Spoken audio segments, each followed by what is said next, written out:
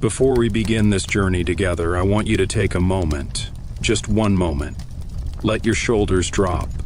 Feel the weight of your body pressing gently into wherever you are resting right now.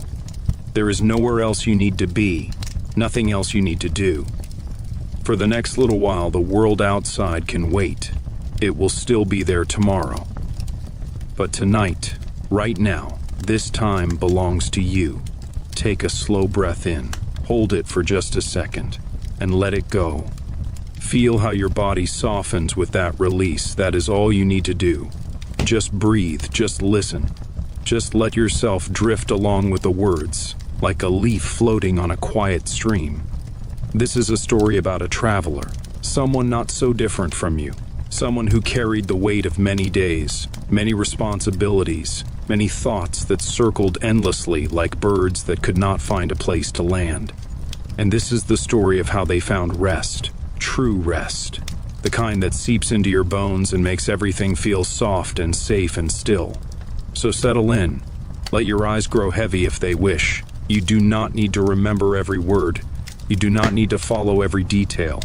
Just let the story wash over you like warm water, like gentle rain, like the softest blanket being drawn up to your chin. We begin at the edge of the known world.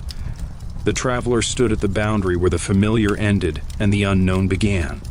Behind them lay everything they had ever known, the village where they were born, the streets they had walked 10,000 times, the faces that had become as familiar as their own reflection.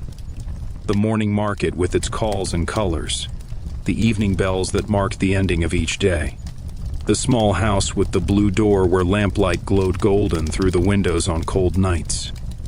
All of it lay behind them now, growing smaller with each step they had taken, until it was just a smudge on the horizon, and then nothing at all. Just memory, just the faint echo of a life that had been comfortable, predictable, and somehow not quite enough. The traveler did not leave because they were unhappy. That would have been easier to explain, perhaps. Easier to understand. No, they left because of a feeling that had grown slowly over many years, like moss growing on a stone. A feeling that there was something more, something waiting, something that could only be found by leaving everything else behind. And so here they stood, at the edge of the known world, where the last road ended and the wild lands began. The morning was soft and gray, the kind of morning that feels like the world is still deciding what it wants to be. Mist hung low over the meadows, turning everything into shapes and suggestions rather than solid forms.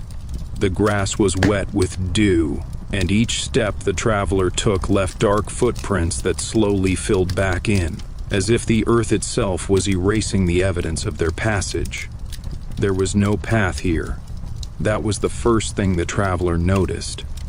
For their entire life there had always been paths, roads laid down by those who came before, telling you where to go, how to get there, what to expect along the way. But here, at the edge of the known world, the last path simply stopped. It ended at a wooden post, weathered gray by years of rain and sun, with words carved into it that had become almost too faint to read. The traveler knelt down, running their fingers over the grooves in the wood, feeling the letters like a message written in a language almost forgotten. "Beyond here," the post said, "you must find your own way." For a long moment, the travelers simply stayed there, kneeling in the wet grass, feeling the cool dampness seeping through the fabric of their clothes. They were not afraid. That surprised them a little. They had expected fear, had prepared for it even. But instead, there was only a vast and quiet calm, like the surface of a lake on a windless morning. They stood up slowly, brushing the moisture from their knees, and looked out at what lay ahead. The land rolled away in gentle waves, rising and falling like the breath of something enormous and sleeping. There were no sharp edges here, no dramatic cliffs or towering peaks, just soft hills covered in grass that moved in the breeze like water, like silk, like the fur of some great peaceful creature. The mist made everything look dreamlike, uncertain, as if the world ahead was still being imagined. still being dreamed into existence. Far in the distance, so far it might have been a trick of the light, the traveler thought they could see the dark line of a forest. Trees standing together like old friends, keeping their secrets, waiting with the patience that only very old things possess. That would be their first destination, the traveler decided. The forest. It was as good a direction as any, and something about those distant trees called to them. A whisper too faint to hear with ears, but loud enough to feel in the chest, in the heart, in that quiet place where intuition lives. The traveler adjusted the pack on their shoulders. It was not heavy. They had brought only what they truly needed. A blanket for cold nights, a water skin, a small knife, some dried food that would last a week if they were careful, a tinderbox for making fire, a small journal with blank pages, though they did not yet know what they would write in it. Everything else they had left behind, the things they thought they needed but didn't. The possessions that had accumulated over years like sediment at the bottom of a river. The objects that had once seemed so important and now seemed like anchors, holding them in place when what they needed was to drift. Letting go had been the hardest part, harder than leaving the village, harder than saying goodbye to the faces they loved. The letting go of things, of habits, of the person they had been for so long. But with each thing they released, they had felt lighter, freer, more like themselves than they had felt in years. And now here they were, carrying only what mattered, standing at the threshold of everything unknown. The traveler took their first step into the wild lands. The grass was taller here than it had looked from a distance. It came up to their waist in places, brushing against their hands as they walked. Soft and cool and alive. Each blade was beaded with moisture, and soon the traveler's clothes were damp from the contact, but they did not mind. There was something cleansing about it, something baptismal, as if the land itself was washing away the dust of their old life, preparing them for whatever lay ahead. They walked slowly. There was no need to hurry. That was one of the first lessons of this new life, the realization that hurry was a habit, not a necessity. For so long, they had rushed from one thing to the next, always feeling behind, always feeling like there was not enough time. But time, they were beginning to understand, was not something that could run out. It simply was. It flowed like water, and you could either fight against the current or let it carry you. The traveler chose to let it carry them. As they walked, the mist began to thin. The sun was rising somewhere behind the gray, and though they could not see it directly, they could feel its warmth beginning to touch the land. The grass sparkled where the light caught the dewdrops, thousands of tiny diamonds scattered across the green, and the traveler stopped for a moment just to look, just to appreciate, just to let the beauty of it sink into them like rain into dry earth. This was something else they were learning. How to notice. How to really see the world around them, instead of just passing through it with their mind elsewhere. For so long they had been so caught up in thoughts, in worries and plans and regrets, that they had missed so much. The way light fell through leaves, the sound of wind in grass, the smell of earth after rain. All of it had been there, always waiting to be noticed. And they had walked right past it, day after day, year after year, too busy to see. But not anymore. Now they had all the time in the world. Now they could stop whenever they wanted, for as long as they wanted, and simply be present. Simply witness. Simply exist in the moment without needing it to be anything other than what it was. The traveler breathed deeply, filling their lungs with the cool morning air. It tasted green somehow, fresh and alive and full of possibility. They held it for a moment, feeling their chest expand, feeling the life in that breath, and then let it go slowly, watching the faint cloud of their exhale dissolve into the mist. They walked on. The hills rose and fell beneath their feet, and with each rise the view changed slightly. New contours revealed themselves. New shadows and shapes emerged from the mist. The traveler felt like an explorer charting unknown territory. Except they had no map and no desire to make one. They were not here to conquer or to claim. They were here to experience, to discover, to let the land teach them whatever it had to teach. By mid-morning, the mist had burned away entirely, and the sky revealed itself, a pale, soft blue, like faded cloth, like the inside of a seashell. A few clouds drifted lazily, going nowhere in particular, in no hurry to arrive.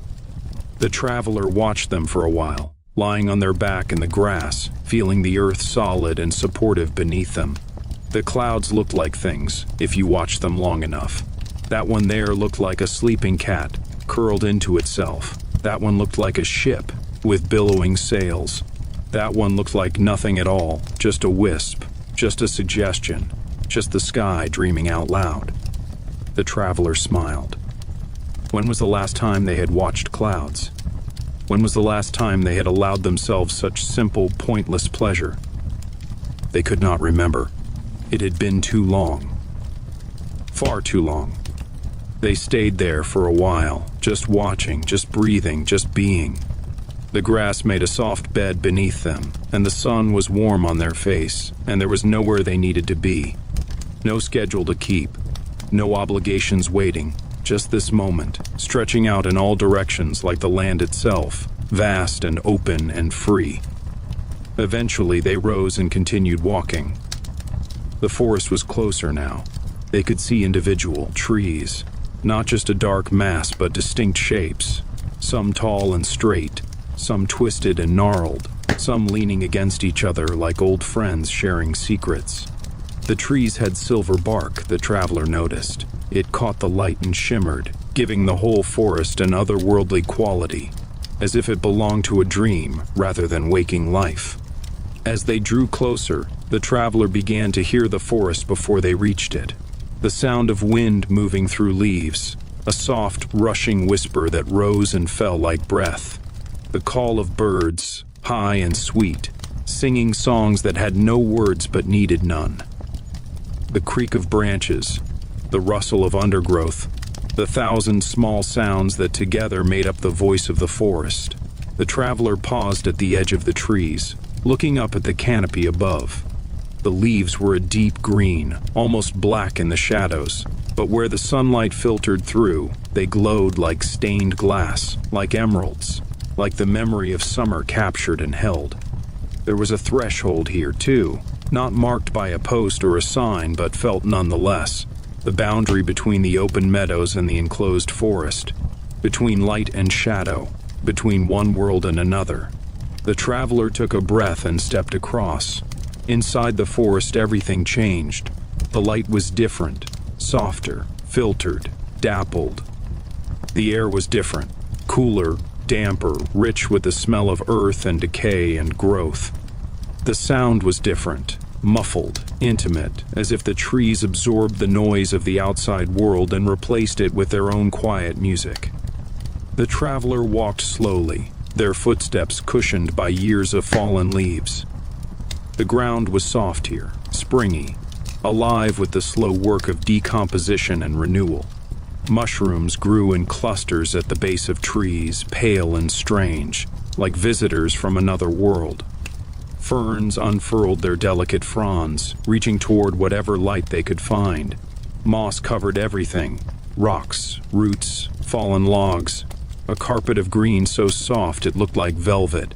The silver-bark trees rose all around, their trunks smooth and cool to the touch. The traveler ran their hand along one as they passed, feeling the subtle texture, the faint ridges and whorls that told the story of the tree's long life. How old was this tree? 100 years? 200? More? It had stood here through storms and droughts, through seasons beyond counting, growing slowly, patiently, reaching always toward the light. There was wisdom in trees, the traveler thought, a kind of wisdom that humans had forgotten, the wisdom of stillness, of patience, of being rooted in one place and finding everything you need right there, of growing not by rushing but by simply continuing, day after day, year after year, ring after ring. The traveler walked deeper into the forest, and the world outside faded further away. Here, there was only the path. Not a human path, but a deer trail, a fox run, a way through the trees that had been made by countless small feet over countless years. The traveler followed it not because they knew where it led, but because it was there, because it offered itself, because following felt right.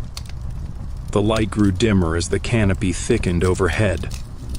The traveler's eyes adjusted, finding beauty in the shadows, in the way darkness and light played together, in the shafts of gold that broke through gaps in the leaves and illuminated small circles of forest floor like spotlights on a stage. In one such circle of light, the traveler found a fallen log, covered in moss, positioned as if it had been placed there deliberately, as if the forest itself was offering a place to rest. They sat down, letting their packs slide from their shoulders, feeling the relief of that small release. The moss was soft beneath them, cool and slightly damp, and they sat for a long while, just listening to the forest breathe. This is what they had been seeking, they realized.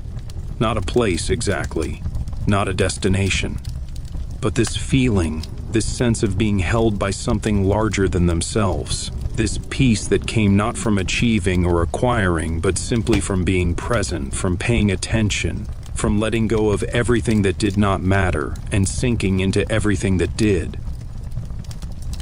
The traveler closed their eyes and listened, the wind in the leaves whispering secrets in a language older than words, the birds calling to each other, conversations that had been going on for millions of years, the creak of branches, the drip of water somewhere nearby, the soft scurrying of small creatures going about their small lives, and beneath it all, beneath all the individual sounds, a deeper sound, a hum, a vibration, the sound of the forest itself, of life itself, of the great ongoing process of existence that never stopped, never paused, never needed permission or encouragement. It simply was. It simply continued. It simply lived. The traveler breathed with it, in and out, in and out. Matching their rhythm to the rhythm of the forest, feeling themselves become part of it, feeling the boundaries between self and world grow thin and soft and permeable. This was rest, they understood now. True rest. Not just the absence of activity, but the presence of connection. The feeling of being exactly where you were supposed to be, doing exactly what you were supposed to be doing, which was nothing at all. Just being. Just breathing. Just existing in harmony with everything around you. The traveler did not know how long they sat there. Time moved differently in the forest, stretching and contracting like breath, like heartbeat, like the slow pulse of sap rising through wood. It might have been minutes. It might have been hours. It did not matter. Time was not something to be measured here. It was something to be inhabited, something to be lived. When they finally opened their eyes, the light had changed. The shafts of gold had shifted, moved across the forest floor like the hands of a great slow clock. The shadows had deepened in some places and retreated in others. The forest had continued its quiet life, while the traveler rested, unchanged by their presence, untroubled by their stillness. The traveler rose slowly, stretching muscles that had grown stiff, feeling the pleasant ache of a body that had been still for a long time. They retrieved their pack, settling it once again on their shoulders, feeling its familiar weight. They did not know where they would go next. The deer trail continued deeper into the forest, winding between the silver-barked trees, disappearing into shadows that might hold anything. There might be clearings ahead, or streams, or groves of ancient trees that had never known the touch of human hands. There might be dangers too, animals that did not welcome visitors, terrain that was difficult to cross, weather that could turn harsh without warning. But the traveler was not worried. Worry was another habit they were learning to release. Whatever lay ahead, they would meet it when they came to it. Whatever challenges arose, they would face them as they appeared. There was no point in suffering twice, once in anticipation and once in reality. Better to stay here in this moment, where the only reality was the soft ground beneath their feet and the filtered light above their head and the gentle music of the forest all around. The traveler began to walk again, following the deer trail deeper into the trees. And as they walked, they felt something shifting inside them, something loosening. Some knot that had been tied for so long they had forgotten it was there, finally beginning to unravel. It was not a dramatic change, not a sudden revelation, just a slow, gentle opening, like a flower turning toward the sun, like ice melting at the edge of a spring-fed stream. They were changing, they could feel it, becoming someone new, or perhaps becoming someone they had always been but had forgotten. Someone who could walk without hurrying, someone who could rest without guilt, someone who could be alone without being lonely, someone who could find peace not in achieving but in simply being. The forest held them as they walked, and they let themselves be held. And somewhere, in the distance, a bird began to sing. You are still awake. That is perfectly fine. This story will be here, continuing gently, whenever you are ready to drift. There is no need to force sleep.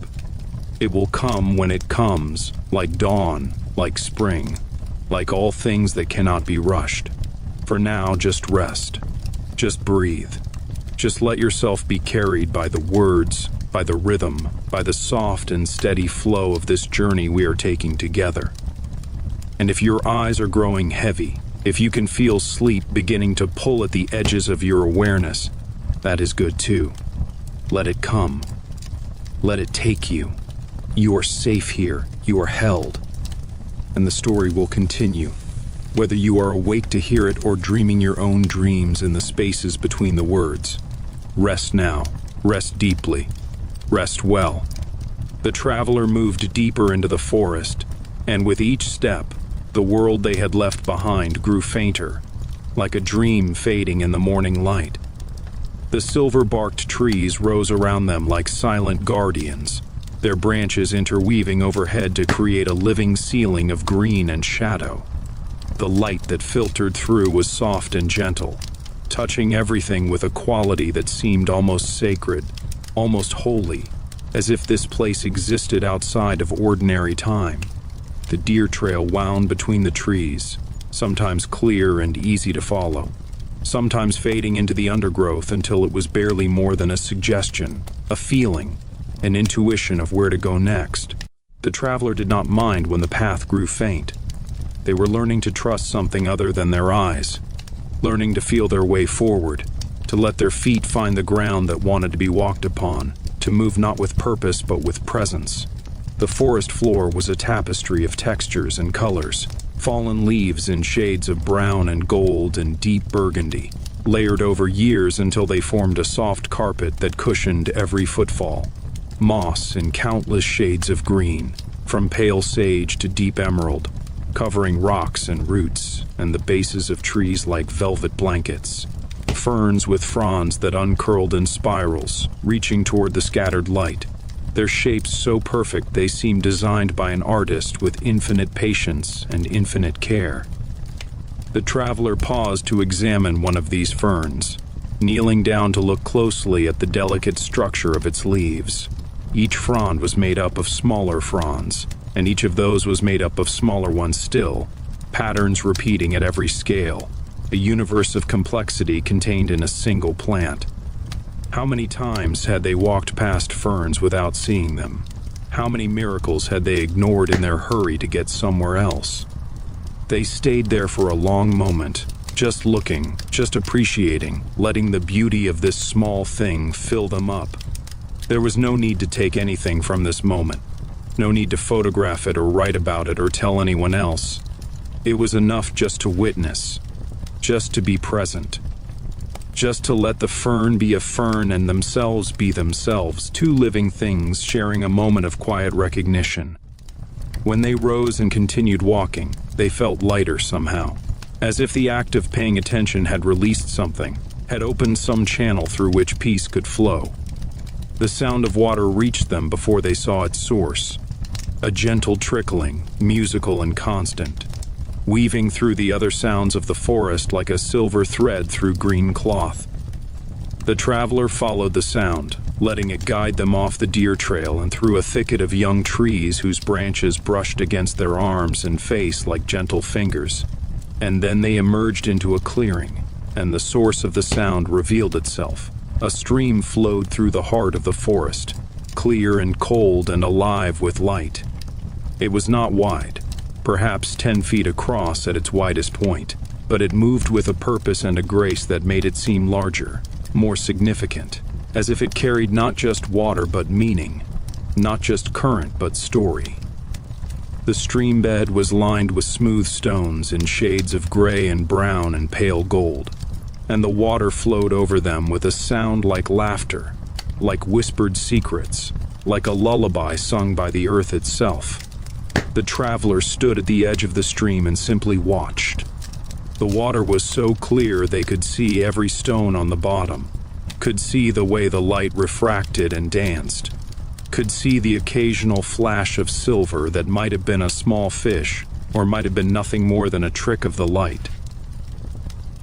The surface of the water was in constant motion, rippling and flowing, yet somehow it also seemed still, seemed peaceful, seemed to embody a kind of calm that was not the absence of movement but the presence of harmony. They knelt down and dipped their hand into the water.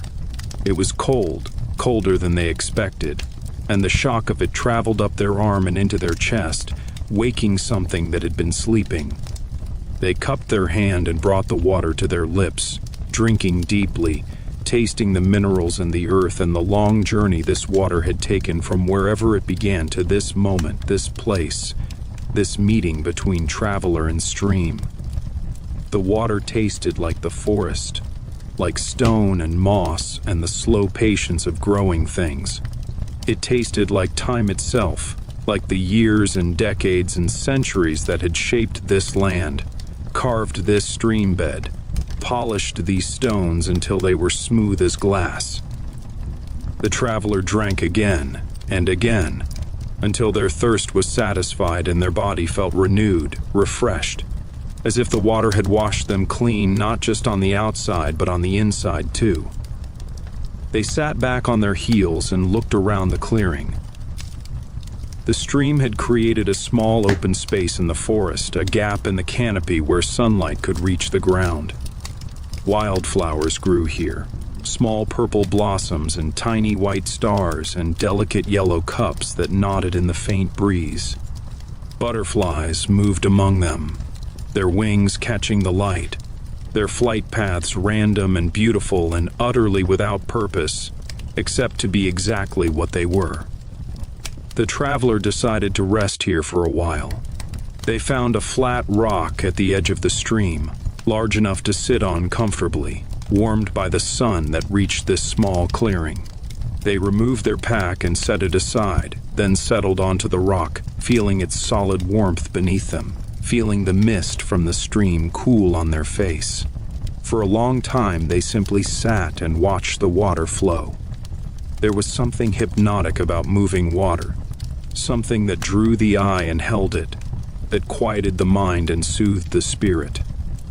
The traveler let their gaze soften, let their focus blur, let the movement of the water become not something they were watching, but something they were part of. The boundary between observer and observed grew thin, grew soft, grew permeable, until they could not say where they ended and the stream began. This was meditation, they realized.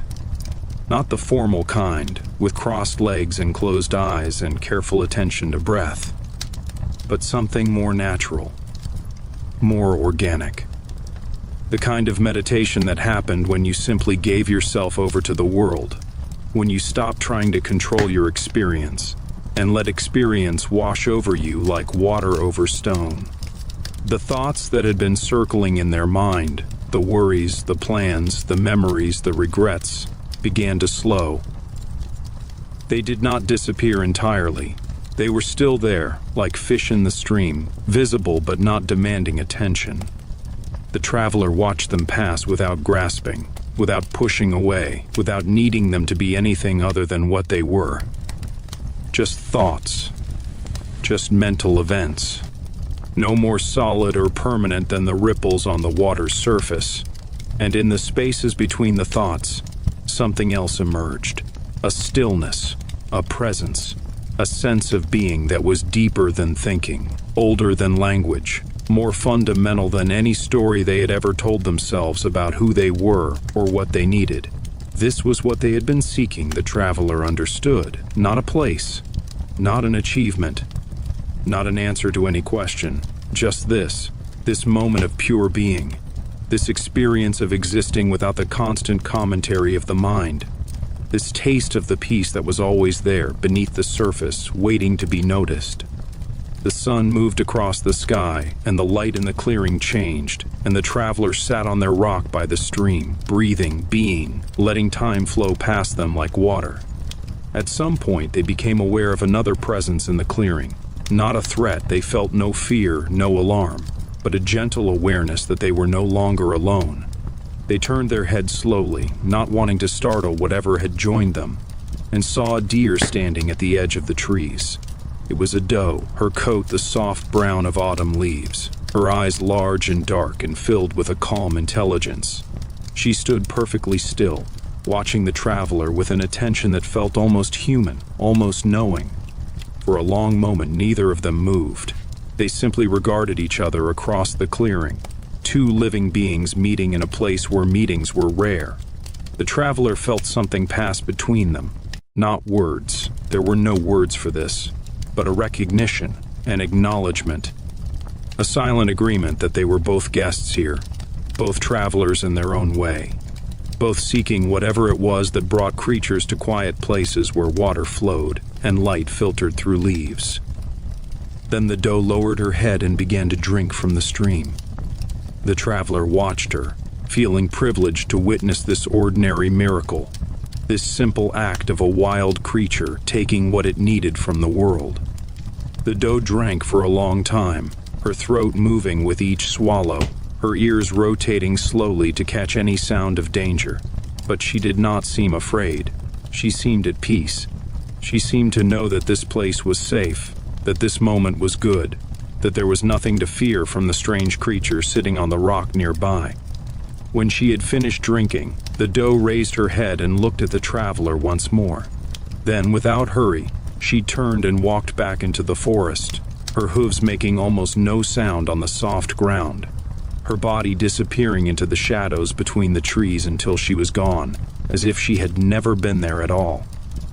The traveler sat for a while longer, holding the memory of the encounter like a gift, like a blessing, like a secret shared between friends.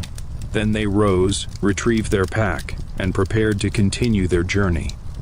But before they left the clearing, they knelt once more at the edge of the stream. They cupped their hands and filled them with water, then lifted them to the sky, letting the water fall back into the stream like an offering, like a prayer, like a thank you spoken in the only language that mattered.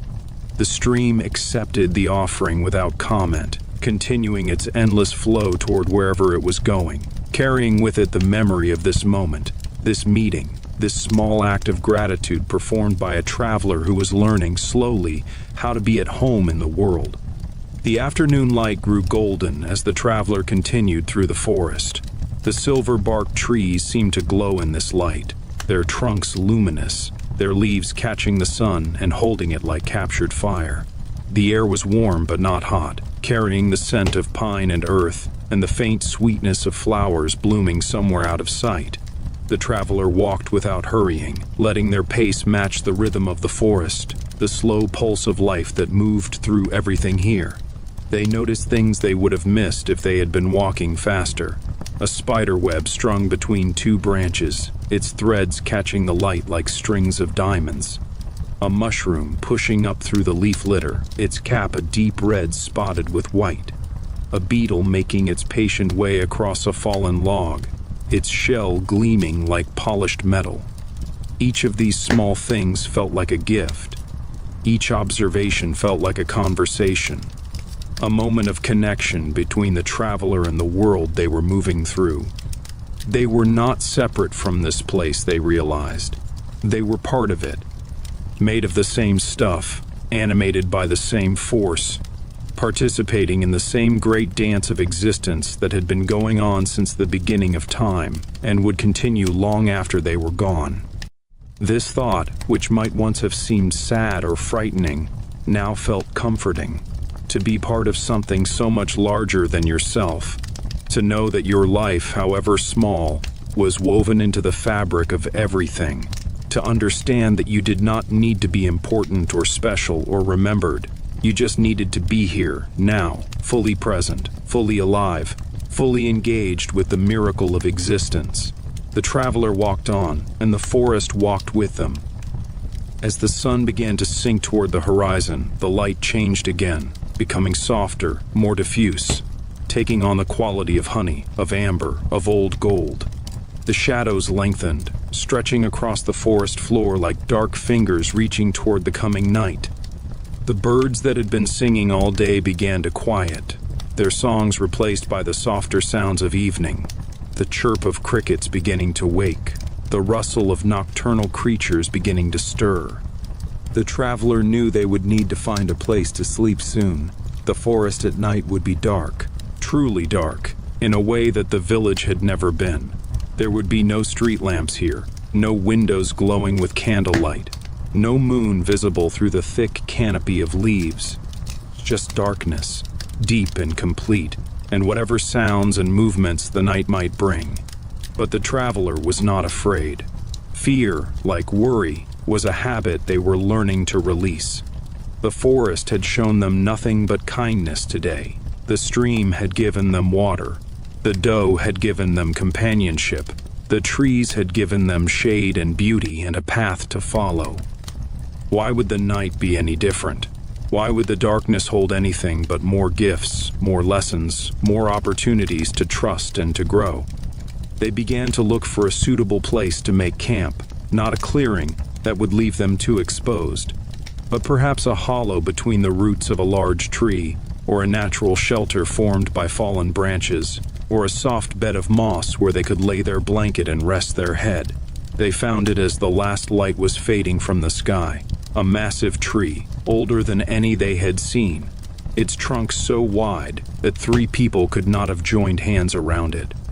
The tree had grown in such a way that its roots formed a natural alcove, a small protected space just large enough for one person to curl up in. The ground within this space was covered with soft moss, and the roots curved overhead like protective arms, like the walls of a cradle, like the embrace of something ancient and wise. The traveler set down their pack and examined the space. It was perfect, sheltered from wind and rain, hidden from view, cushioned by moss that was softer than any mattress they had ever slept on. They spread their blanket over the moss, creating a bed that looked more inviting than any they could remember. Before settling in for the night, they ate a small meal from their provisions, dried fruit and nuts, and a piece of hard bread that they softened with water from their skin. It was simple food, but it tasted better than any feast they could remember. Hunger, they were learning, was the best seasoning, and gratitude was the best sauce. When you truly appreciated what you had, even the simplest things became luxuries. As they ate, the darkness deepened around them. The last light faded from the sky, and the forest transformed into a world of shadows and sounds. The traveler could see almost nothing now, just vague shapes, suggestions of trees and branches, the faint gleam of moss that seemed to hold the last of the day's light. But they could hear everything. The forest at night was not silent. It was full of sound, the rustle of leaves, the creak of branches, the calls of owls beginning their nightly hunt, the scurrying of small creatures through the undergrowth. These sounds, which might once have seemed threatening, now seemed comforting. They were the sounds of life continuing, the sounds of a world that did not stop just because the sun had set, the sounds of a forest that was always awake, always alive, always going about its business, regardless of who was watching. The traveler finished their meal and settled into their bed of moss and blanket. They lay on their back, looking up at the canopy above, seeing nothing but darkness, feeling the solid earth beneath them and the soft moss around them. and the ancient tree cradling them in its roots. They thought about the day they had just lived, the edge of the known world, the meadows of tall grass, the silver-barked forest, the stream and the doe and the spider web and the mushroom and the beetle. So many moments, so many gifts, so much beauty that they had almost missed, that they would have missed if they had been walking faster, thinking harder, trying to get somewhere instead of being where they were. This was the secret, they realized. The secret they had been seeking without knowing it. The secret that the village could not teach them, and the roads could not show them, and the books could not explain. The secret was simply this: life was not somewhere else. Life was not in the future, waiting to be achieved. Life was not in the past, lost and mourned. Life was here. Life was now. Life was this moment, this breath, this heartbeat, this darkness, this moss, this tree, this forest, this world. And all you had to do to find it was stop. Stop rushing, stop planning, stop worrying. Stop trying to be somewhere other than where you were. Just stop and look and listen and feel and be. The traveler closed their eyes, though it made no difference in the darkness. They felt their body relaxing into the moss, felt their breath slowing, felt their mind growing quiet. The sounds of the forest wrapped around them like a blanket, like a lullaby, like the voice of a mother singing her child to sleep. And slowly, gently, without effort or struggle, sleep came. The night holds you now, as it holds the traveler, as it holds the forest and the stream and the deer and every living thing. The darkness is not empty, it is full of rest, full of renewal, full of the deep, quiet work of healing that happens when we finally let go and allow ourselves to be held. Your breath is slowing now, matching the rhythm of the night, the rhythm of the forest, the rhythm of the traveler sleeping in the roots of the ancient tree. There is nothing you need to do, nothing you need to think about, nothing you need to worry about or plan for or remember. Just rest. Just breathe. Just let the darkness hold you, as it holds everything, with patience and gentleness and infinite care. Sleep now. Sleep deeply. Sleep well. And when you wake, whether in this story or in your own morning, know that you are safe. Know that you are held. Know that the journey continues, and there is always more beauty waiting to be discovered, more peace waiting to be found, more moments of grace waiting to unfold. But for now, just sleep. Just sleep. The traveler woke slowly, rising from sleep like a diver rising from deep water. There was no alarm to jolt them awake, no obligation pulling them from their rest. Just a gradual return to awareness. A gentle surfacing into the soft gray light of early morning. For a long moment, they did not move. They lay in their nest of moss and blanket, feeling the solid earth beneath them, feeling the cool air on their face, feeling the ancient tree still cradling them in its roots. Their body felt different than it had in years, rested, truly rested, in a way that went deeper than muscle and bone. It was as if sleep had reached into the very core of them and smoothed away knots they had not even known were there. The forest was waking too. The traveler could hear it. The first tentative songs of birds testing their voices. The rustle of leaves as small creatures began their morning routines. The soft drip of dew falling from branch to ground. The air smelled of earth and green things and the particular freshness that belongs only to early morning, before the sun has burned away the night's moisture, before the world has fully committed to another day. The traveler sat up slowly, stretching muscles that had grown stiff during the night, feeling the pleasant ache of a body that had slept deeply on the ground. They looked around at the small alcove that had sheltered them, at the massive roots that curved overhead, at the moss that had cushioned their sleep. In the gray morning light, everything looked different than it had the night before, softer, more detailed, more real. They whispered a thank you to the tree. It felt like the right thing to do. This ancient being had offered them shelter, had kept them safe through the dark hours, had asked nothing in return. The least they could do was acknowledge the gift. even if the tree could not hear them, even if the words dissolved into the morning air and were gone. But perhaps the tree could hear them in its own way. Perhaps gratitude, like water, like sunlight, like the slow movement of seasons, was something that trees understood. The traveler liked to think so. They liked to imagine that their whispered thanks had been received, had been absorbed into the bark and the roots and the rings of growth that recorded the tree's long life. They rose and gathered their things, rolling their blanket carefully, checking that nothing had been lost or forgotten during the night. Their pack felt lighter this morning, though nothing had changed. Or perhaps everything had changed. Perhaps they themselves were lighter, having shed another layer of the weight they had been carrying for so long. Before leaving the shelter of the great tree, the traveler placed their hand against its trunk. The bark was cool and rough beneath their palm, textured with the patterns of centuries. They stood there for a moment, feeling the solidity of the tree, feeling the life that pulsed within it, slow and patient and enduring. They tried to imagine what this tree had witnessed in its long life: storms and droughts, fires and floods, the passing of countless creatures, the turning of countless seasons. And through it all, the tree had simply stood, simply grown, simply been what it was, without apology or explanation. There was a lesson in that, the traveler thought, a lesson about persistence, about patience, about the power of simply continuing day after day, year after year, regardless of what the world threw at you. The tree did not worry about the future. The tree did not regret the past. The tree simply existed, fully present in each moment, reaching always toward the light. The traveler took a deep breath and stepped away from the tree, back onto the forest floor, back into the journey that was carrying them toward whatever lay ahead. The morning unfolded slowly, like a flower opening its petals to the sun.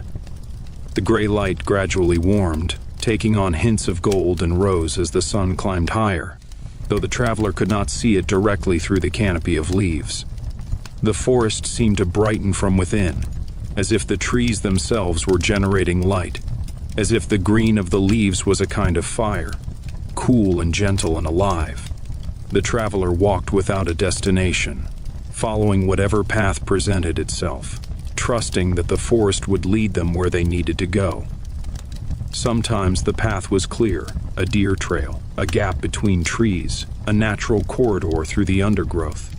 Sometimes there was no path at all, and they had to make their own way, stepping carefully over roots and around bushes, ducking under low branches, finding their route by instinct and intuition. They did not mind the difficulty. There was something satisfying about navigating without a map, about using their body and their senses to find a way forward. For so long they had relied on external guidance, signs and directions, schedules and plans, the expectations of others telling them where to go and when to be there. But here, in the forest, there was no external guidance. There was only the land and their own ability to read it, to feel it, to move through it with awareness and respect. As the morning progressed, the traveler noticed that the forest was changing. The silver-bark trees were becoming larger, their trunks wider, their branches reaching higher into the sky. The spaces between them were growing wider too, the undergrowth thinning, the forest floor becoming more open and easier to walk.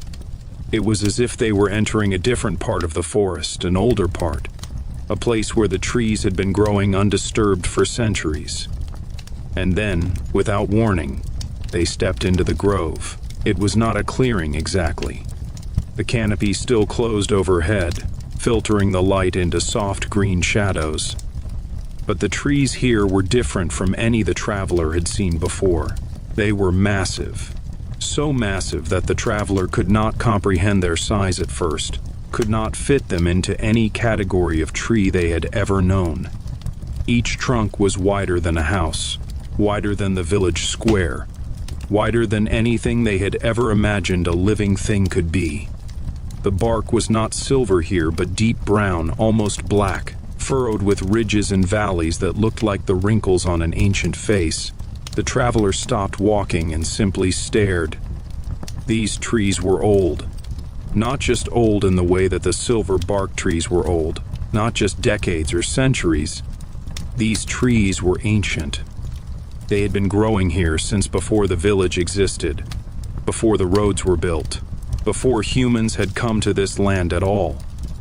They had been saplings when the world was young, and they had grown slowly, patiently, through ages beyond counting, until they had become these monuments, these cathedrals, these living temples that rose toward the sky like prayers made of wood and leaf. The traveler felt something shift inside them, a sense of awe so profound it was almost painful. A recognition of their own smallness, their own brevity, their own fleeting presence in a world that contained such permanence, such endurance, such unimaginable spans of time.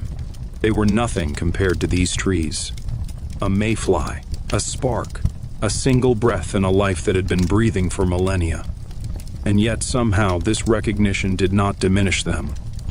It did not make them feel insignificant or worthless. Instead, it made them feel connected, part of something vast and ancient and ongoing, a link in a chain that stretched back to the beginning of time and forward to its end. They were small, yes, but they were also part of everything, and everything was very, very large. The traveler walked slowly into the grove, their footsteps silent on the thick carpet of fallen leaves. The air here was different, heavier, richer, saturated with the scent of earth and decay and the slow work of growth. The light was different too, dimmer, more diffuse, as if it had traveled a great distance to reach this place, as if it had been filtered through so many layers of leaf and branch that it had become something other than ordinary light. They approached one of the great trees and placed their hand against its bark. The texture was rough and deep, the ridges and valleys forming patterns that seemed almost intentional, almost meaningful, like writing in a language too old to read. The traveler traced these patterns with their fingers, feeling the history contained in them, the years and decades and centuries recorded in every groove and furrow. The tree was warm. That surprised them. They had expected the bark to be cool, like the silver-barked trees, like stone, like something that did not live. But this tree was warm, as if a fire burned at its core, as if the slow process of growth generated heat that radiated outward through the wood. The traveler pressed their palm flat against the bark and felt the warmth seep into their skin, into their bones, into the deepest parts of themselves. They stood there for a long time, connected to the tree, feeling its warmth, feeling its age, feeling the vast, slow patience of its existence. They did not think, they did not plan, they did not worry or remember or anticipate. They simply stood and felt and were. This was communion, they realized. This was what the word meant, what it had always meant, beneath the layers of ritual and doctrine that humans had wrapped around it. Communion was simply this, the experience of connection, of being part of something larger than yourself, of dissolving the boundaries between self and world, and finding that there had never really been any boundaries at all. The traveler did not know how long they stood there. Time had no meaning in this place.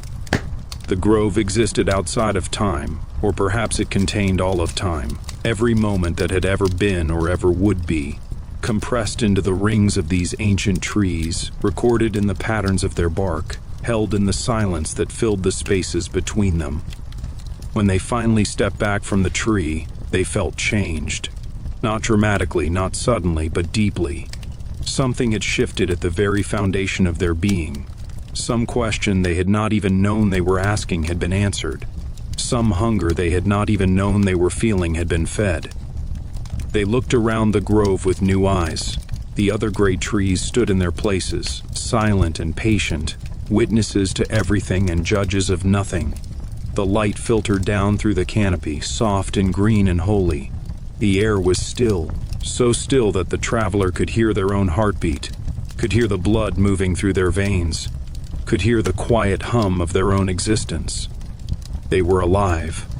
That simple fact, which they had taken for granted for so long, suddenly seemed miraculous.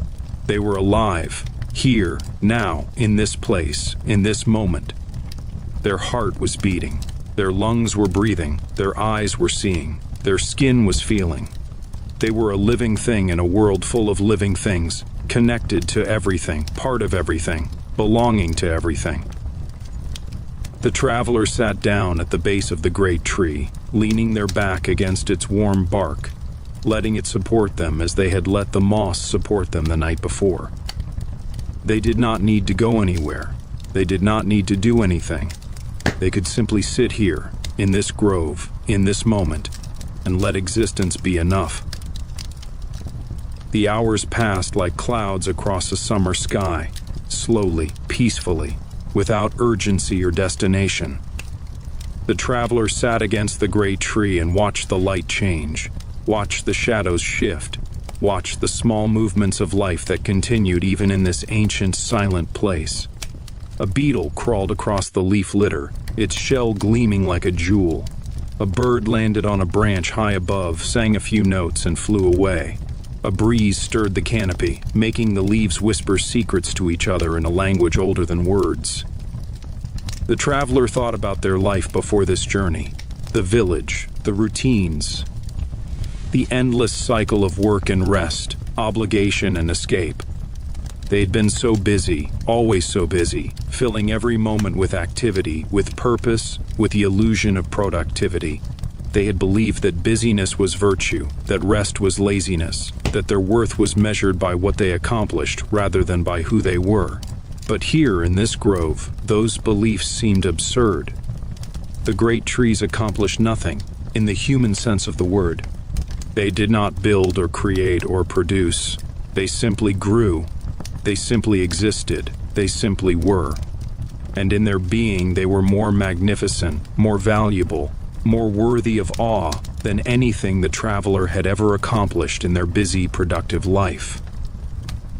Perhaps worth was not something you earned. Perhaps it was something you were born with, something inherent, something that could not be added to or taken away. Perhaps every living thing, every tree, every beetle, every bird, every human, was worthy simply by virtue of existing, simply by being part of the great web of life that connected everything to everything else. The traveler let this thought settle into them, let it sink down through the layers of conditioning and belief until it reached the bedrock of their being. They did not need to prove themselves. They did not need to justify their existence. They did not need to earn the right to take up space in the world. They were here. They were alive. That was enough. That had always been enough. A great peace washed over them, like warm water, like gentle rain, like the first light of dawn after a long dark night. They felt their body relax in ways they had not known it was tense. They felt their mind quiet in ways they had not known it was noisy. They felt their heart open in ways they had not known it was closed. This was what they had been seeking. This peace. This acceptance. This profound and simple recognition that they were enough, that life was enough, that this moment was enough. They had traveled so far to find it, had left behind everything they knew, had walked through meadows and forests and slept in the roots of trees. And here it was, waiting for them in this ancient grove, as it had always been waiting, as it would always be waiting, for anyone who was willing to stop and be still and listen. The traveler closed their eyes and breathed deeply. The air filled their lungs, rich with the scent of earth and growth. They held it for a moment, feeling the life in that breath, the oxygen that would feed their blood, the connection to every plant that had ever released that oxygen into the air. Then they let it go, slowly, completely, feeling their bodies soften with the release. In, out, in, out. The rhythm of breath, the rhythm of life, the rhythm that connected them to every living thing, that had been going on since the first creature drew the first breath, that would continue until the last creature drew the last. They were part of this rhythm. They had always been part of it. They would always be part of it. even after their individual breath had ceased, even after their individual body had returned to the earth from which it came. The traveler sat in the grove of ancient trees, breathing, being, existing in perfect harmony with everything around them. The light continued to change. The shadows continued to shift. The small movements of life continued their endless dance, and the traveler was part of it all, neither more nor less important than any other part, simply present, simply aware, simply alive. If you are still listening, still awake, that is perfectly fine. There is no right way to experience this story, no correct response to these words. You may be deeply relaxed, drifting on the edge of sleep. You may be wide awake, your mind still active, your thoughts still circling. Either way is fine. Either way is exactly as it should be. The grove does not judge. The ancient trees do not measure your progress or evaluate your performance. They simply stand as they have always stood, offering their presence to anyone who enters, asking nothing in return. So let yourself be here, however you are. Let yourself breathe however you are breathing. Let yourself rest, however rest comes to you. There is no goal to achieve, no state to attain, no destination to reach. There is only this moment, this breath, this gentle unfolding of time. And if sleep is coming for you, let it come. Welcome it like an old friend, like a warm blanket, like the darkness that holds the grove when the sun has set. Sleep is not an escape from life. It is part of life, as essential as waking, as necessary as breath. Rest now. Rest in the grove of ancient trees. Rest in the knowledge that you are held, that you are safe, that you are exactly where you need to be. Rest.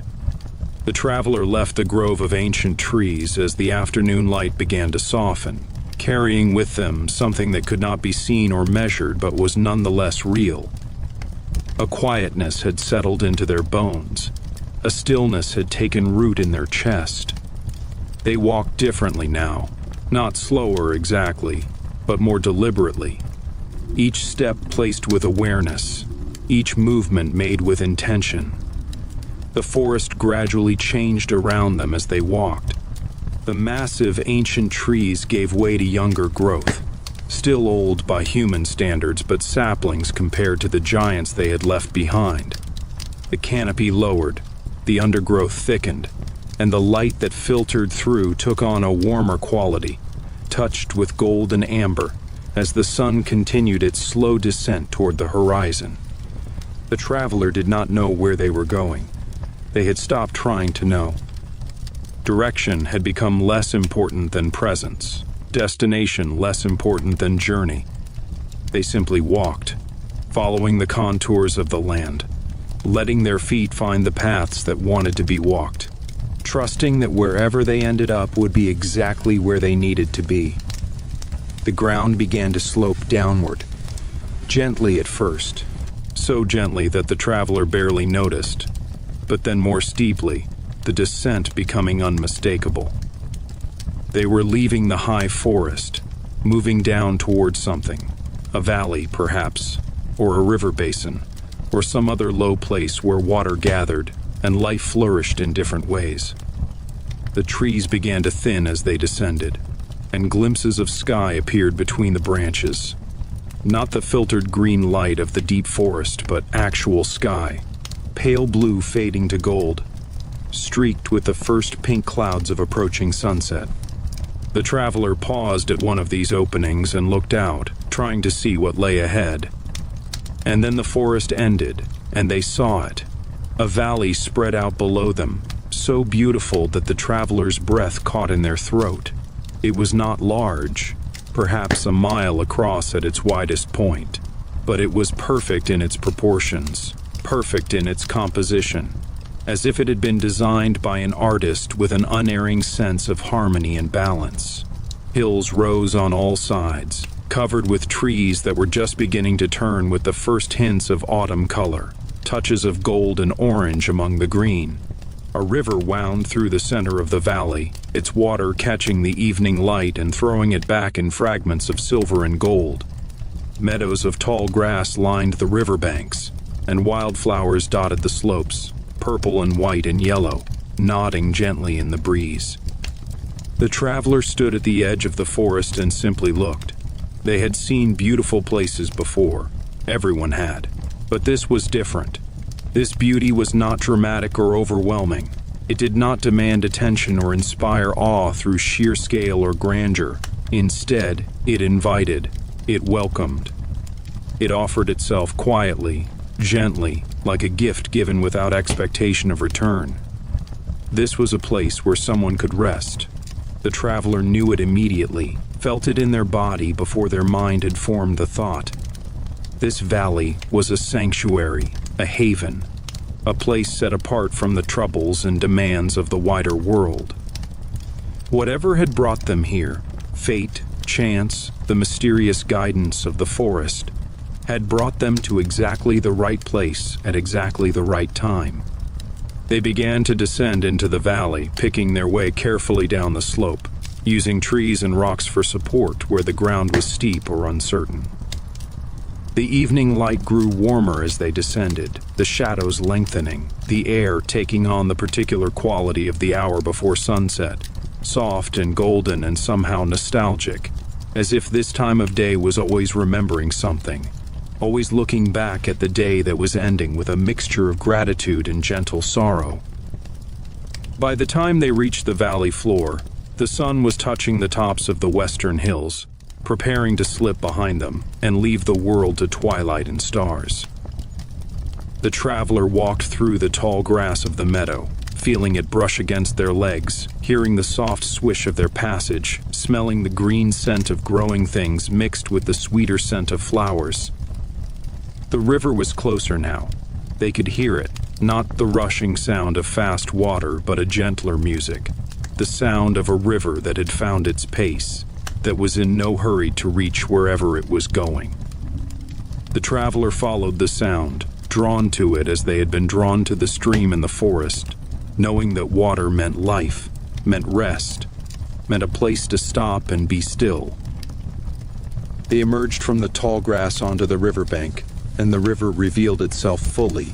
It was wider than the forest stream, perhaps 30 feet across, but it moved with the same unhurried grace, the same sense of purpose without urgency. The water was clear, tinted gold by the evening light, and the traveler could see the riverbed beneath. Smooth stones in shades of brown and gray, patches of sand, the occasional dark shape of a fish holding steady against the current. The bank where they stood was gentle, sloping gradually down to the water's edge, covered with soft grass that looked like it had been placed there specifically for sitting, for resting, for watching the river flow past. The travelers set down their pack and lowered themselves onto this natural seat, feeling the grass cushion beneath them, feeling the solid earth support their weight. For a long time, they simply sat and watched the river. The water moved constantly, endlessly, each moment different from the last, yet somehow always the same. Ripples formed and dissolved. Light danced and shifted.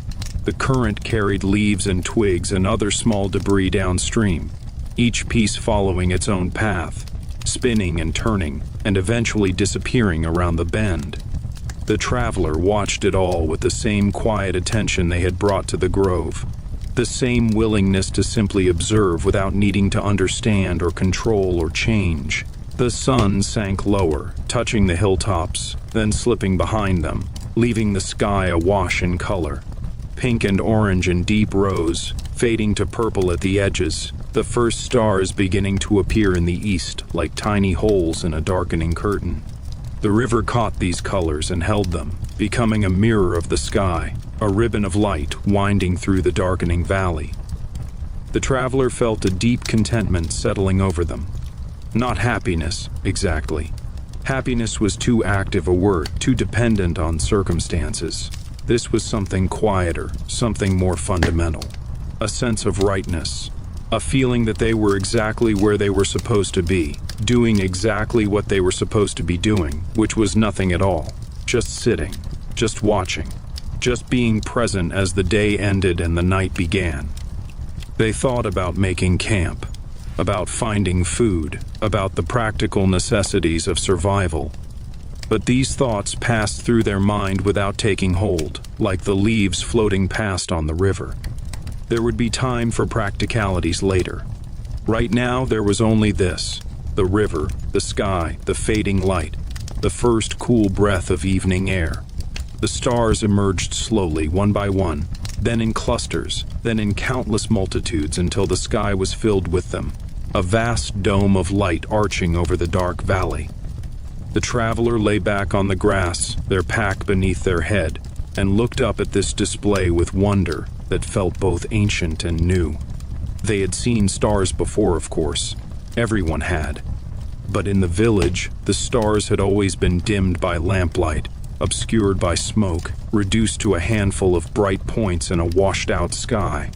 Here, with no artificial light for miles, the stars revealed themselves fully, completely, in all their overwhelming abundance. The Milky Way stretched across the sky like a river of light, like a path leading somewhere unimaginable, like the spine of the universe made visible.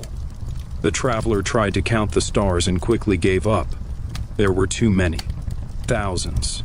Millions. More than the human mind to comprehend. Each one a sun, they knew, many of them larger and brighter than the sun that warmed this world.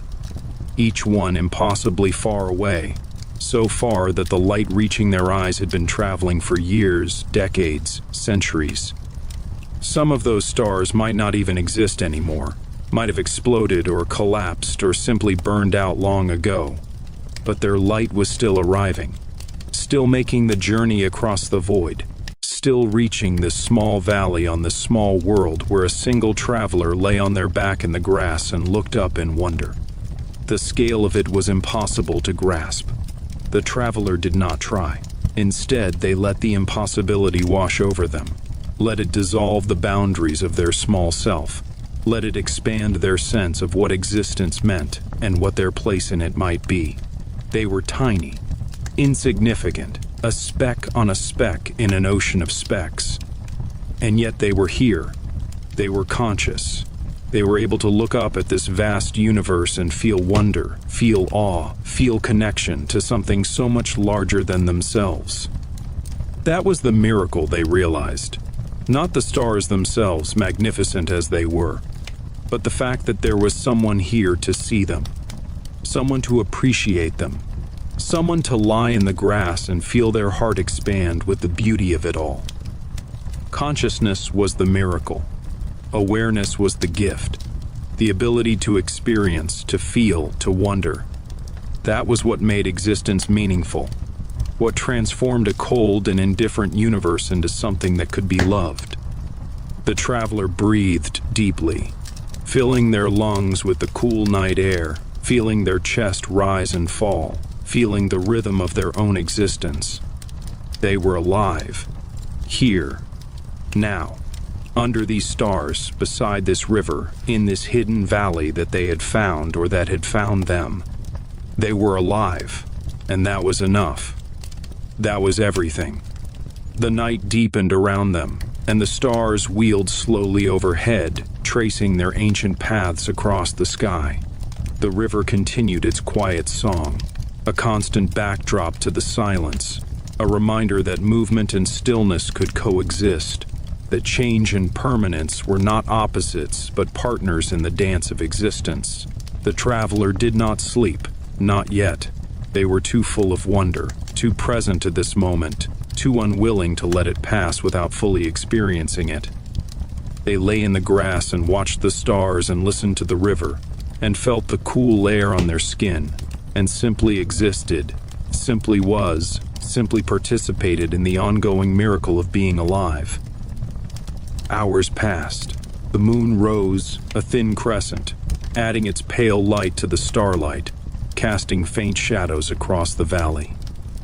The traveler watched it climb, watched it trace its own path across the sky, watched it set behind the western hills as the first hint of gray appeared in the east. They had been awake all night. They realized this with mild surprise, as if time had played a trick on them, as if the hours had compressed into minutes or expanded into eternities. They did not feel tired. They felt refreshed, renewed, as if the night of watching had been more restful than any sleep. The gray in the east brightened, taking on hints of pink and gold. The stars began to fade, one by one, retreating before the approaching dawn. The river caught the first light and began to glow, silver and rose, a ribbon of color winding through the still dark valley. The traveler sat up slowly, stretching muscles that had grown stiff from lying still so long. They watched the sunrise with the same attention they had given the stars, the same willingness to simply observe, to simply appreciate, to simply be present as the world transformed itself once again. The sun appeared over the eastern hills, a sliver of gold that grew and brightened until it was too bright to look at directly. Light flooded the valley, touching the grass, the river, the flowers, the trees on the surrounding slopes. Everything seemed to wake at once. Birds beginning to sing, insects beginning to hum, the whole valley stirring into life as if responding to a signal only it could hear. The traveler rose to their feet, feeling the morning air cool on their face, feeling the first warmth of sunlight on their shoulders.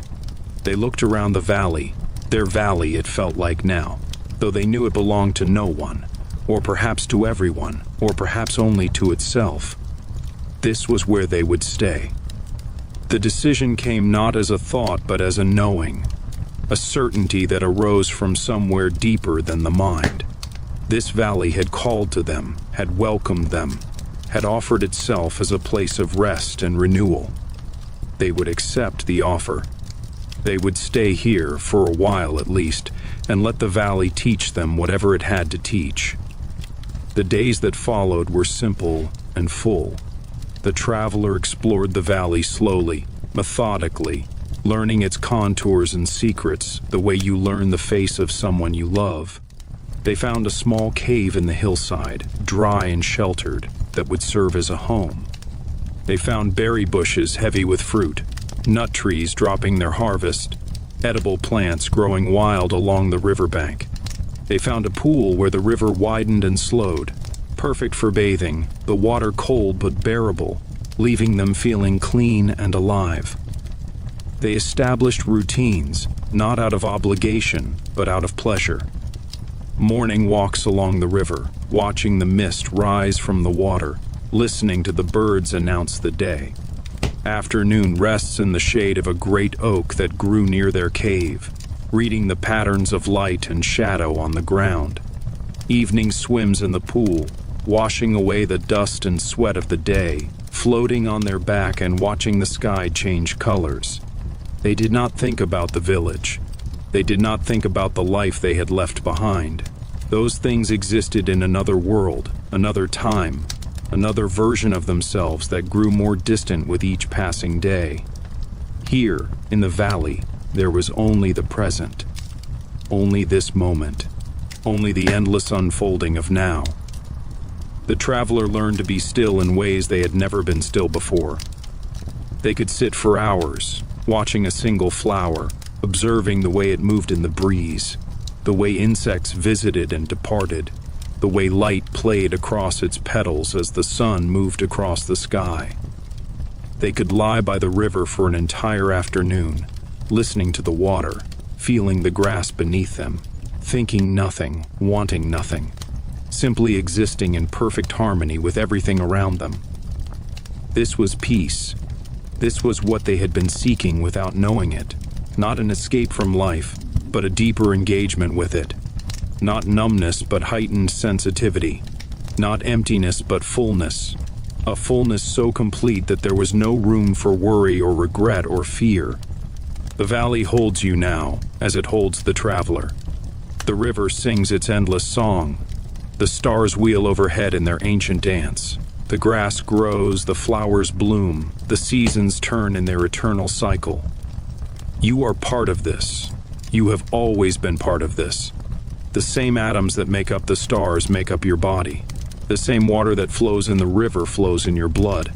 The same air that moves through the valley moves through your lungs with every breath. You are not separate from the world. You are the world experiencing itself, knowing itself, loving itself. Every moment of awareness is a gift. Every breath is a miracle. Every heartbeat is a celebration of existence. So rest now, in this knowing. Rest in the valley of your own being, the hidden sanctuary that exists within you, that has always existed, that will always exist. You carry it with you wherever you go. You can return to it whenever you need. Just close your eyes. Just breathe. Just let yourself sink into the peace that is your birthright, the stillness that is your true nature, the love that is the foundation of everything. Rest now. Rest deeply. Rest completely. The valley will be here when you wake. The traveler had been in the valley for many days now, though they had stopped counting. Time moved differently here, measured not in hours or minutes, but in the rhythm of light and shadow, the cycle of hunger and satisfaction, the slow dance of sun and moon across the sky. Each day was complete in itself, needing nothing from the days before or after, existing as a perfect whole. This morning, like every morning, began with the river. The traveler walked along the bank in the soft gray light before sunrise, their bare feet pressing into the cool grass, leaving dark footprints that slowly filled back in behind them. Air was fresh and slightly damp, carrying the scent of water and green things and the particular sweetness of flowers that only release their fragrance in the early hours. Mist hung low over the river, a thin veil that softened everything, that made the world look like a watercolor painting, edges blurred, colors muted, reality itself seeming uncertain and dreamlike. They had come to love this hour more than any other. The hour between night and day, between sleeping and waking, between one state of being and another. It was a threshold time, a liminal space, a moment when anything seemed possible because nothing had yet been decided. The day could become anything. The self could become anything. The future was not yet written, and the past had faded into the mist like the far bank of the river, present but indistinct, real but no longer solid. The traveler found their usual spot, a large flat rock that jutted out over the water, worn smooth by centuries of current, warmed by the sun during the day, and still holding some of that warmth through the cool night. They sat down cross-legged, feeling the stone solid beneath them, and turned their attention to the river. The water flowed past in its endless journey, never stopping, never pausing, never the same from one moment to the next, yet somehow always itself. The traveler watched the current, watched the way it moved around rocks and over shallows, watched the small whirlpools that formed and dissolved, watched the leaves and twigs that floated past like tiny boats on a vast ocean. There was a teaching in this they had come to understand, a teaching that the river offered freely to anyone willing to sit and watch and listen. The teaching was about impermanence, about change, about the nature of existence itself. Nothing stayed the same. That was the first lesson. The water flowing past right now would never flow past again. It was gone downstream, on its way to wherever rivers went. The sea, perhaps, or some great lake, or simply into the earth to begin the cycle again. Each moment was unique, unrepeatable, precious precisely because it would never come again. And yet the river remained. That was the second lesson. Despite the constant change, despite the endless flow of water that was never the same twice, the river itself persisted.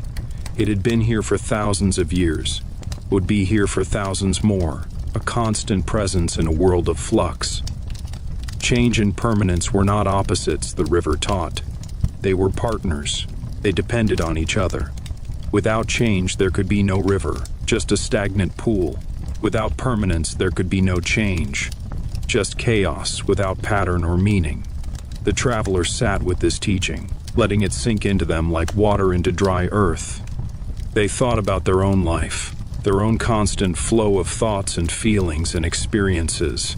They were like the river, they realized, always changing, moment to moment, never the same person twice.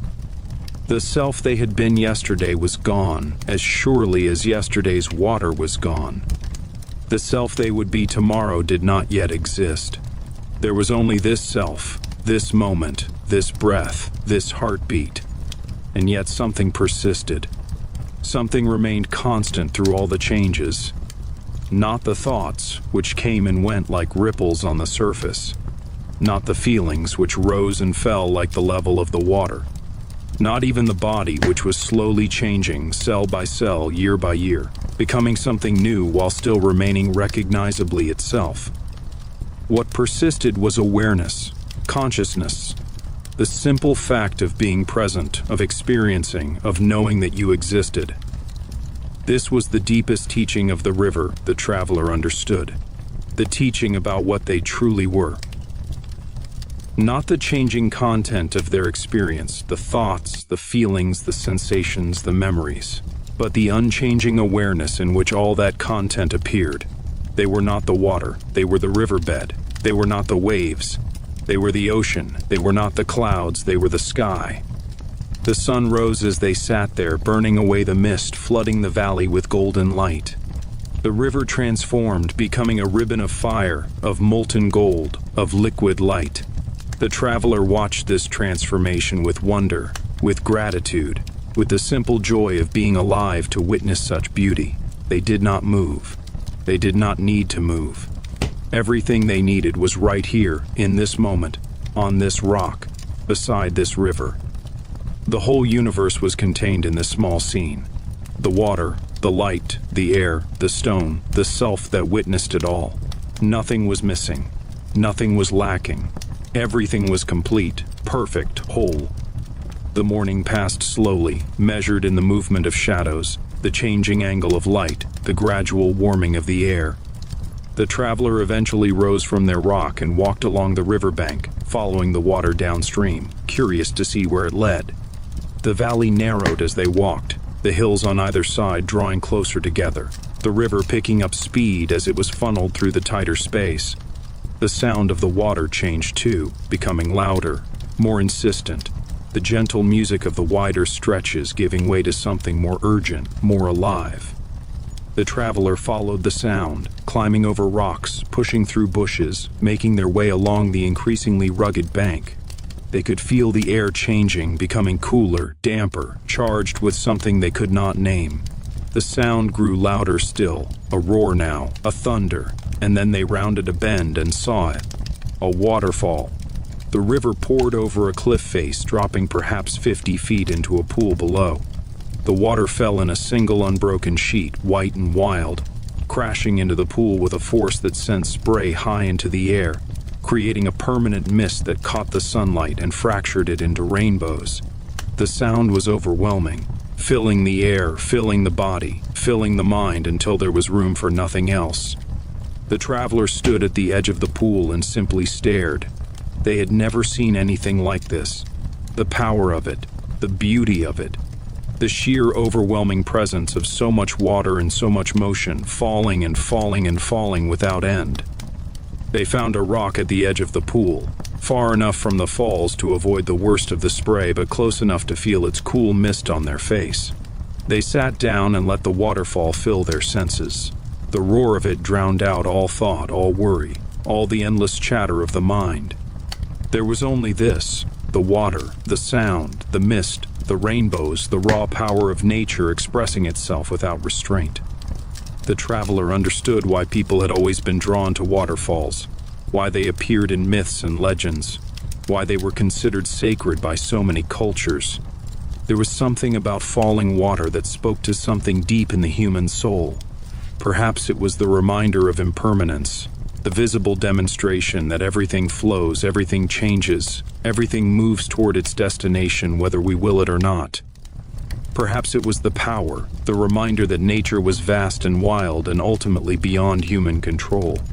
Perhaps it was simply the beauty the way light and water combined to create something that seemed almost supernatural, almost divine. The travelers sat by the waterfall for hours, letting its presence wash over them, letting its sound fill them, letting its mist cool their skin. They did not think. They could not think. The waterfall was too loud, too present, too overwhelming for thought. There was only experience, only sensation, only the raw, unmediated encounter with something larger and more powerful than themselves.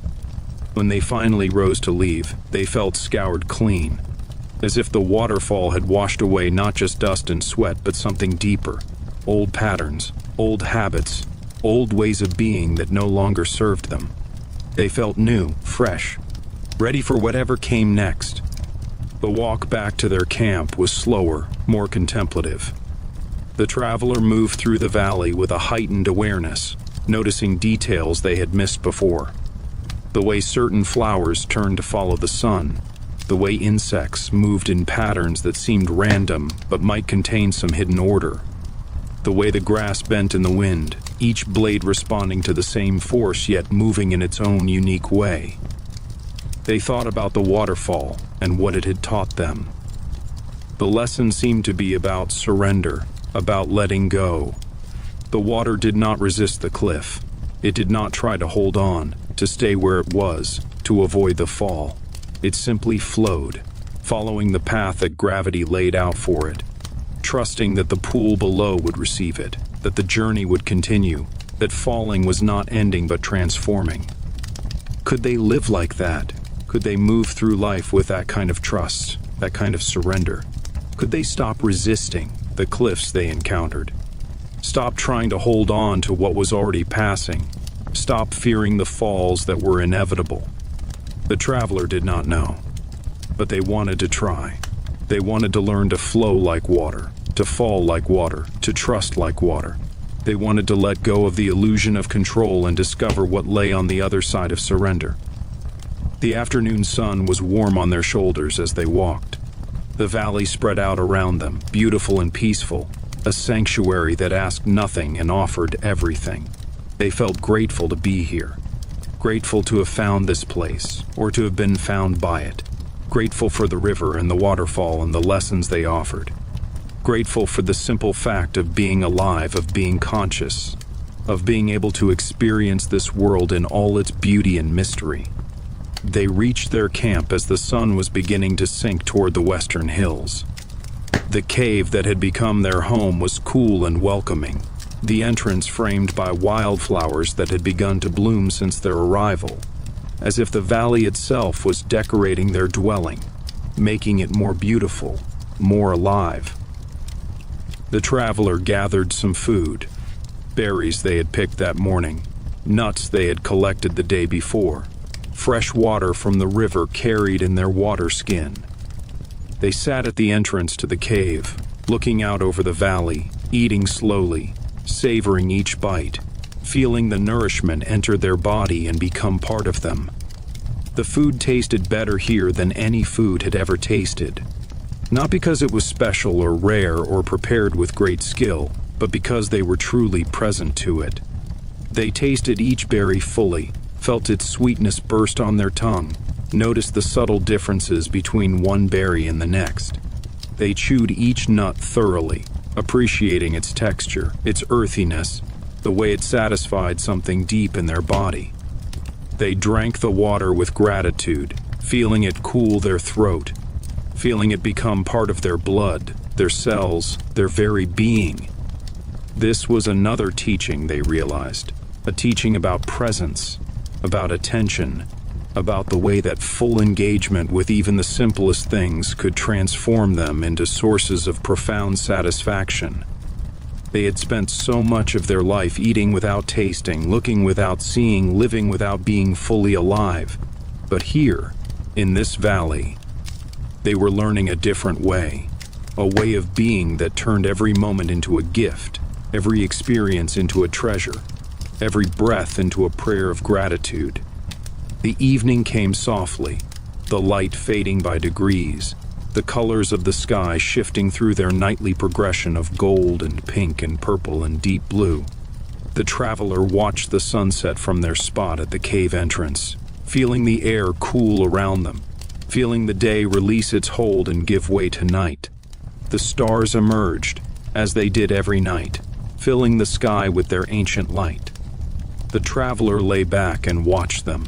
These distant suns, these points of light that had been shining for billions of years, that would continue shining for billions more. They felt small beneath them, small but not insignificant. Part of something vast, connected to everything. The river sang its endless song in the darkness, a constant presence, a reminder that life continued even when they could not see it, that the world went on about its business regardless of whether anyone was watching. The traveler listened to this song and felt comforted by it. They were not alone here. They were surrounded by life, by movement, by the ongoing dance of existence that included them but did not depend on them. Sleep began to pull at the edges of their awareness, gentle but insistent, like a tide coming in. The traveler did not resist. They let themselves drift, let the boundary between waking and sleeping grow soft and permeable. Let consciousness expand and dissolve into something larger than individual awareness. The last thing they heard before sleep took them was the river. The last thing they felt was the cool night air on their skin. The last thing they knew was gratitude, deep, wordless, complete. The river flows through your dreams tonight, carrying you gently downstream, past banks lined with flowers, under skies filled with stars. You are safe in this current. You are held by this water. You are moving towards something beautiful, something peaceful, something that has been waiting for you since before you were born. Let the river carry you. Let the current take you where it will. There is nothing you need to do, nothing you need to control, nothing you need to figure out. Just float. Just drift. Just surrender to the flow and trust that it knows where to go. The waterfall is behind you now, the roar fading into the distance, becoming a whisper, becoming silence. Ahead is only peace, only stillness, only the deep, quiet rest that your body and mind have been longing for. You are almost there. You can feel it. The place where the river widens into a great calm lake, where the current slows to nothing, where the water becomes so still that it reflects the stars like a mirror, like a window into another world. Float toward that stillness. Drift toward that peace. Let yourself arrive at the place of perfect rest, the place where nothing moves, where nothing changes, where everything is exactly as it should be. You are there now. You have arrived. The journey is complete, for tonight at least. Tomorrow there will be more river, more current, more flowing toward whatever comes next. But for now, there is only this stillness, this peace, this perfect endless rest. Sleep now, sleep deeply, sleep well. Chapter 6, The Meadow of Whispers. Estimated characters, 10,000 plus. The traveler woke to the sound of wind, not the gentle breeze that usually moved through the valley, but something stronger, something with intention, something that seemed to be calling them toward a destination they did not yet know. They lay still for a moment, listening, feeling the air move across their face where they lay at the entrance of their cave, carrying with it scents from far away. Distant flowers, unknown grasses, places they had not yet explored. The sky was pale with early morning light, not yet touched by the sun, holding that quality of potential that belonged only to the moments before dawn.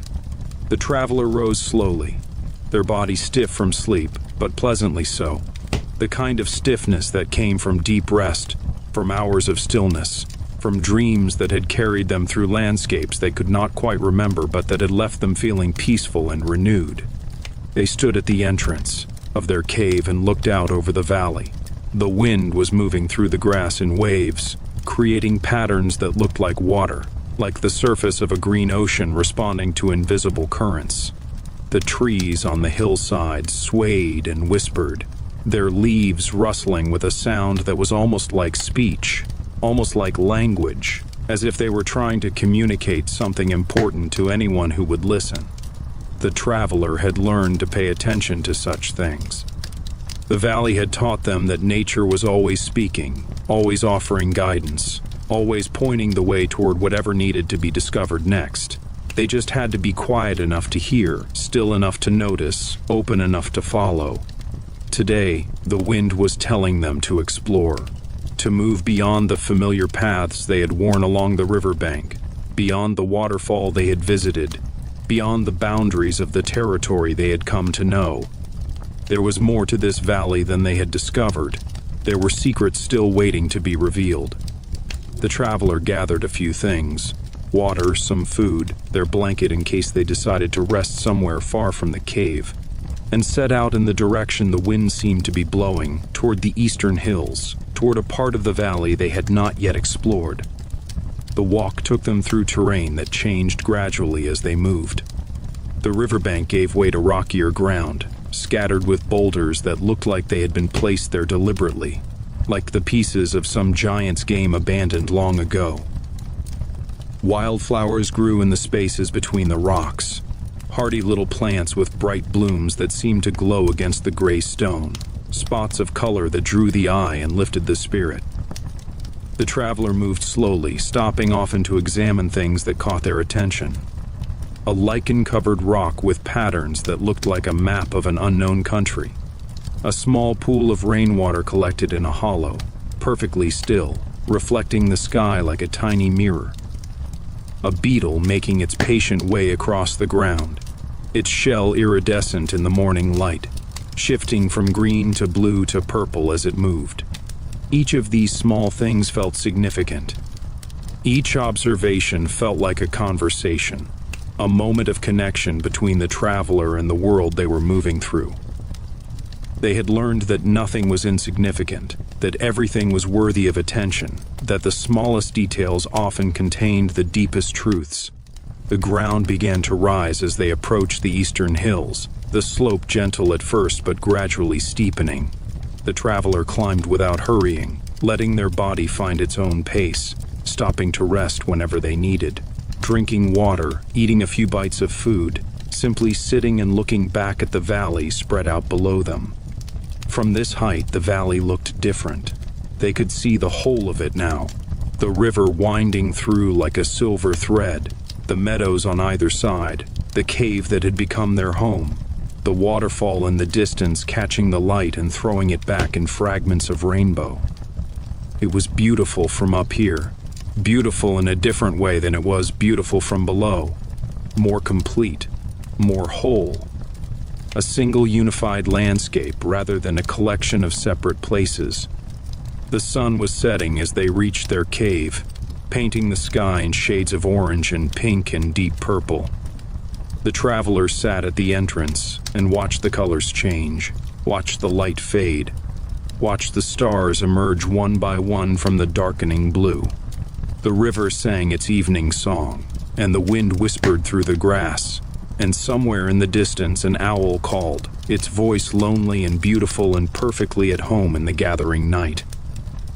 The traveler felt at peace, not the peace of escape, of hiding from the world and its troubles, but the peace of acceptance, of belonging, of knowing their place in the great pattern and being content with it. They were small, yes, one creature among countless creatures, one life among countless lives. But they were also part of something vast and beautiful and eternal. They were a thread in the tapestry, a note in the symphony, a word in the story that the universe was telling itself. And that was enough. That was more than enough. That was everything. The Meadow of Whispers speaks to you now, even here, even in this moment between waking and sleeping.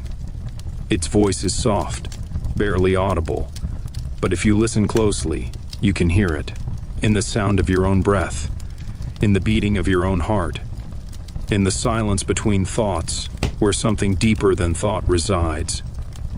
The whispers tell you that you are loved, not for what you do or what you achieve or what you become, but simply for what you are. You are a miracle of existence, a unique expression of the universe experiencing itself. There has never been anyone exactly like you, and there never will be again. You are precious beyond measure, valuable beyond calculation, worthy beyond question. Let this truth sink into you as you drift towards sleep. Let it become part of you, woven into the fabric of your being, so deep that nothing can ever take it away. You are loved. You are enough.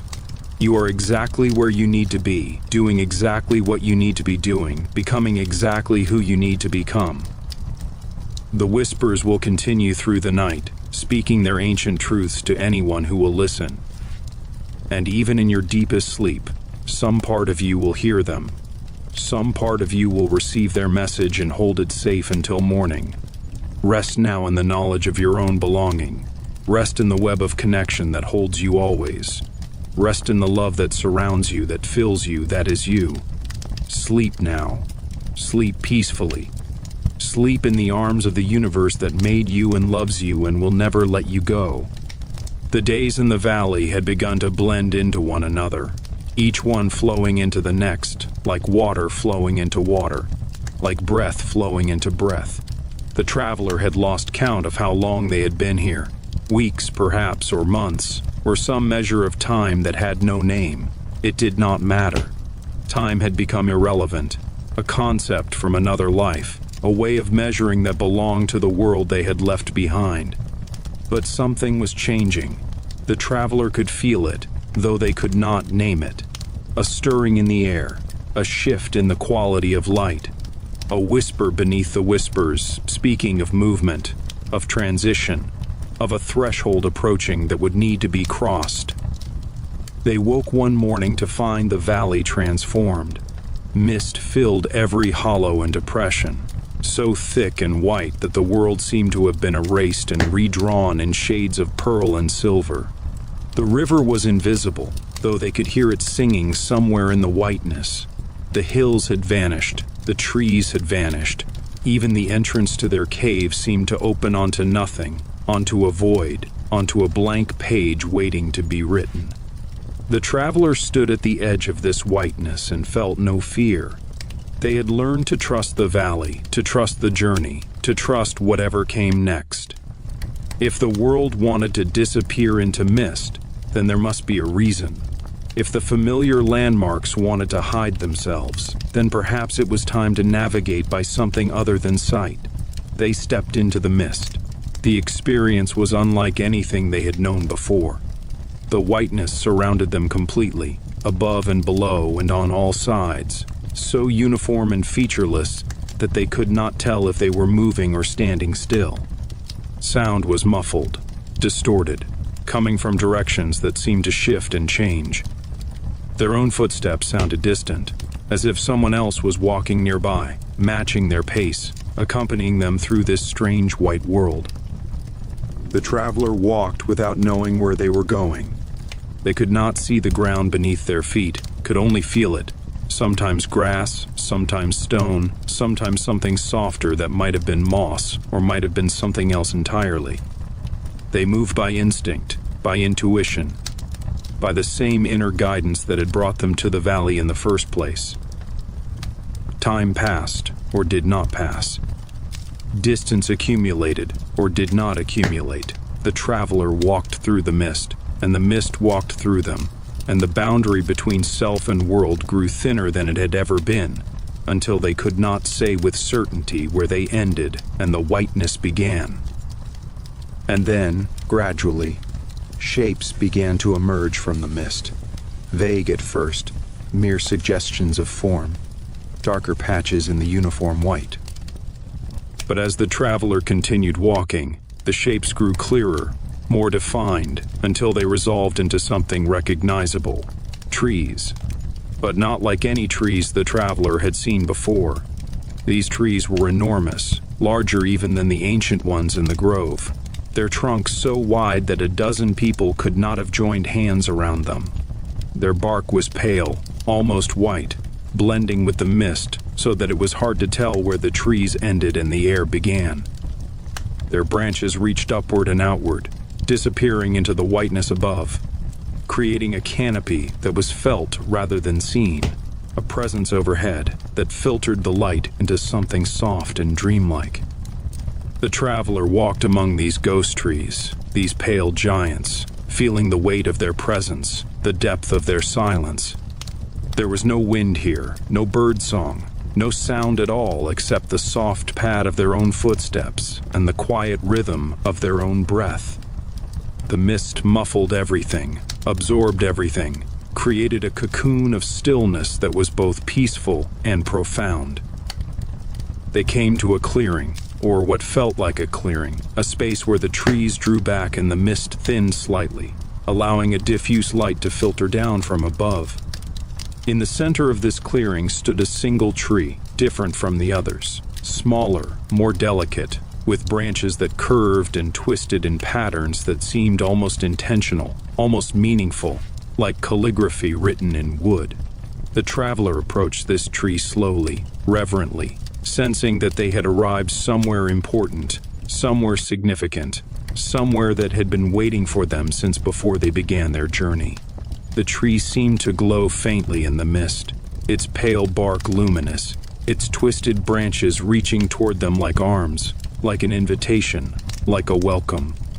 At the base of the tree, nestled among its roots, was a pool of water, perfectly still, perfectly clear, reflecting nothing because there was nothing to reflect, only the white mist above, only the pale tree, only the traveler standing at its edge looking down. But as they looked, the water began to change. Images formed on its surface, rising from depths that should not have existed in such a shallow pool. The traveler saw faces, familiar faces, faces from the village, faces they had loved and left behind. They saw places, the streets they had walked, the house with the blue door, the morning market with its colors and calls. They saw themselves, younger, moving through that old life with a heaviness they had not recognized at the time, but could see clearly now. The images shifted, changed, showed them other things. The journey they had taken, the edge of the known world, the silver-barked forest, the stream where they had met the doe, the grove of ancient trees, the hidden valley, the river and the waterfall, the meadow of whispers. All of it played across the surface of the pool like memories, like dreams, like a story being told by the water itself.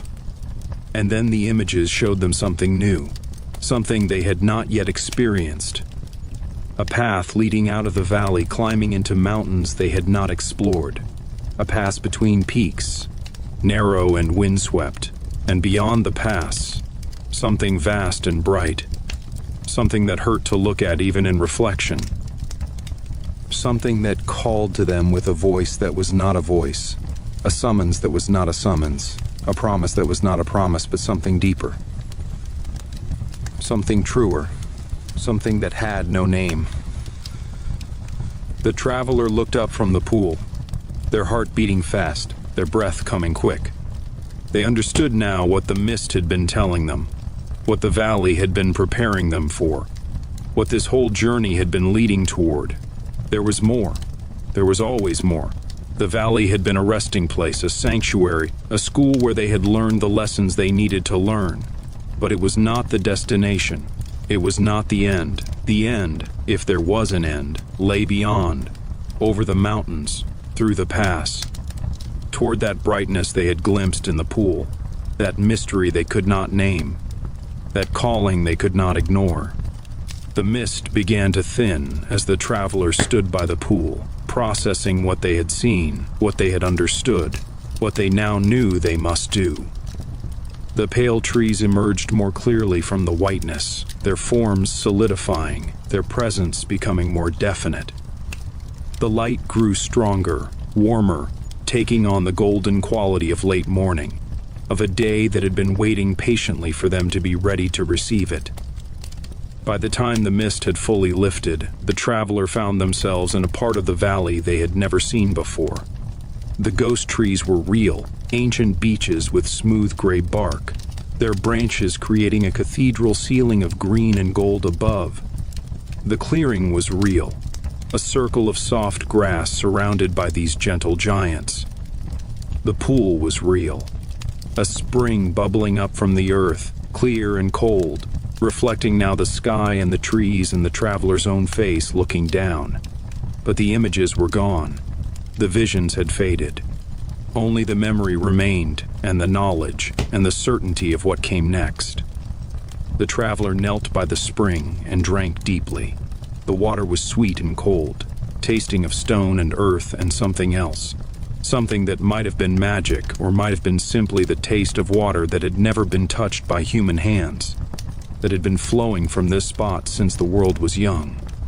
They sat back and looked around at the beech grove, at the light filtering through the leaves, at the peace that filled this place like water filling a vessel.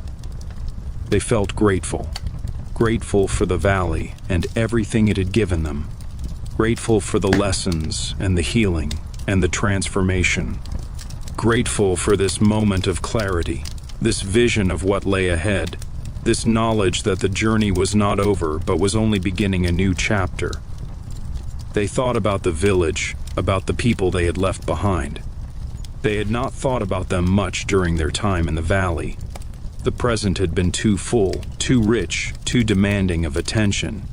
But now, on the threshold of departure, they found themselves remembering faces, voices, moments of connection that had seemed ordinary at the time but now glowed with significance. They had left without saying goodbye. That had seemed necessary at the time, the only way to make the break clean, the only way to actually leave instead of being pulled back by obligation and expectation. But now they wondered if they had been wrong, if there might have been another way, if the people they loved might have understood, might have supported them, might have even wanted to come along. It was too late for such thoughts. The past was past, unchangeable, fixed in place like the rings of a tree. All they could do was move forward, carrying the lessons of the past with them, letting them inform the future without determining it. The traveler rose and began to walk back toward their cave. The beech grove gave way to more familiar terrain, the rocky ground scattered with boulders, the meadows of tall grass, the river winding through the valley floor. Everything looked the same as it had before, but everything also looked different, touched by the knowledge of departure, colored by the awareness that this chapter was ending. The rest of the day was spent in preparation. The traveler gathered their few possessions, checked their water skin, collected food for the journey ahead. They moved through these tasks slowly, mindfully, treating each one as a meditation, a way of honoring the valley and the time they had spent here. As the sun began to set, they walked one last time along the river, saying goodbye to the places that had become sacred to them. The flat rock where they had sat and watched the water flow. The pool where they had bathed, feeling the cold water wash away more than just dirt. The spot where they had first entered the valley, where they had stood and looked out at its beauty and known, without knowing how they knew, that this was where they needed to be.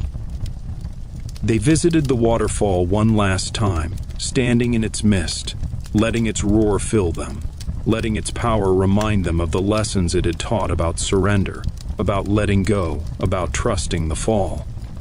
They climbed to the meadow of whispers and lay among the flowers one last time, listening to the wind speak its ancient language, receiving whatever final messages it had to offer. By the time they returned to their cave, the stars were emerging, filling the sky with their familiar light. The traveler sat at the entrance and looked up at them, these distant suns, these points of light that had watched over them every night of their stay, that would continue watching long after they were gone. They felt a complex mixture of emotions: sadness at leaving this place that had become home, excitement at what lay ahead, fear of the unknown, trust in the journey, gratitude for everything that had been, hope for everything that would be. All of these feelings existed together, not canceling each other out but coexisting, creating a richness of experience that was itself a kind of teaching. Life was not about feeling one thing at a time. Life was about holding multiple truths simultaneously, letting them all be real, letting them all have their place. The traveler lay down in their cave one last time, pulling their blanket around them, feeling the familiar contours of the stone floor beneath them. Tomorrow they would leave. Tomorrow they would begin the climb into the mountains, toward the pass, toward whatever lay beyond. But tonight, they would rest. Tonight, they would let the valley hold them one more time. Let its peace seep into them. Let its gifts consolidate and settle into the deepest parts of their being. The river sang its lullaby. The wind whispered its goodnight. The stars wheeled slowly overhead, tracing their eternal paths across the sky. And the traveler slept. This is a threshold moment for the traveler and for you. A pause between chapters, a breath between movements, a space where one thing ends and another begins, where the past releases its hold and the future has not yet arrived. Rest in this space. Let yourself float in this in-between place, this liminal zone where anything is possible and nothing is required. You do not need to know what comes next. You do not need to plan or prepare or anticipate. You only need to be here, now, in this moment of perfect suspension. The valley will always be with you, as it will always be with the traveler. The lessons learned here, the peace found here, the transformation experienced here, these are yours to keep, woven into the fabric of your being, available whenever you need them. And the journey continues. It always continues. There are always more mountains to climb, more passes to cross, more mysteries to explore. But not tonight. Tonight is for rest. Tonight is for integration. Tonight is for letting everything settle into place before the next adventure begins. So close your eyes now, if they are not already closed. Let your body sink into whatever surface supports you. Let your breath slow and deepen. Let your mind grow quiet, releasing its grip on thoughts and plans and worries. You are safe. You are held. You are loved. And when you wake, whether in this story or in your own morning, you will be ready. Ready for whatever comes next. Ready for the next chapter of your own journey. Ready to climb your own mountains and cross your own passes and discover your own mysteries. But for now, just sleep. Just rest. Just let the night hold you as the valley held the traveler, with gentleness and patience and infinite care.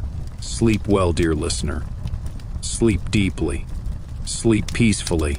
And know that the story continues whenever you are ready to hear it.